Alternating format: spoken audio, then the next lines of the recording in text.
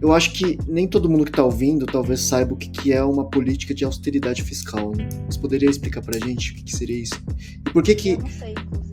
e por que muitas pessoas acreditam que esse arcabouço fiscal foi meio que, beleza, vamos fazer uma coisa melhor que teto de gastos, mas vamos continuar seguindo com austeridade fiscal, com política mais austera. Então, austeridade vem bem da palavra de uma pessoa austera, né? Então, mão de vaca, mão fechada, que basicamente é uma política de redução de gastos. Então, austeridade, de maneira simples, é você reduzir os gastos públicos e reduzir a participação do Estado na economia. Ela é ruim pelos motivos que eu expliquei do problema do teto de gastos, porque você limita a capacidade do Estado em fazer política pública, em fazer política distributiva, em investir em saúde, educação, segurança, infraestrutura, que são todas coisas muito importantes para a sociedade. Então, nesse sentido, que a austeridade ela é muito negativa. Uma dúvida. Nesse arcabouço fiscal novo agora, tem gastos que estão fora, não estão? Tanto que estavam falando da Fundeb entrar no arcabouço fiscal, mas conseguiram tirar, ainda bem. Exato. Eu não vou lembrar todos os gastos aqui agora, mas você tem exceções aos gastos primários que estão fora da regra, da mesma forma que o teto tinha. Então você tinha gastos fora do teto que não estavam sujeitos à regra, agora você tem também, e eu acho que são disputas importantes também. Por exemplo, o Fundeb, que é um importante fundo de financiamento da educação.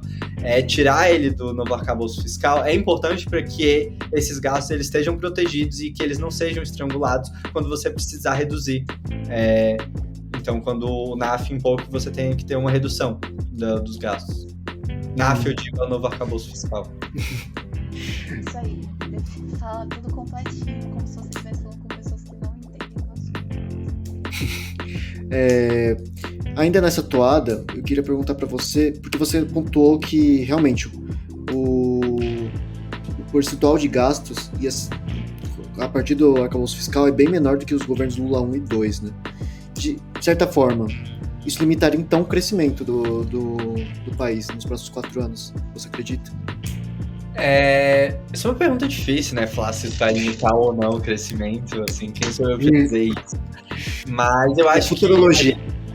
Eu acho que a gente precisa estar ciente de que, de fato, crescer a 2,5 é menos do que a gente cresceu nos governos Lula 1 e 2, então talvez todas as prioridades, tudo que a gente votou para que o Lula faça, talvez ele não seja capaz de fazer por causa da regra.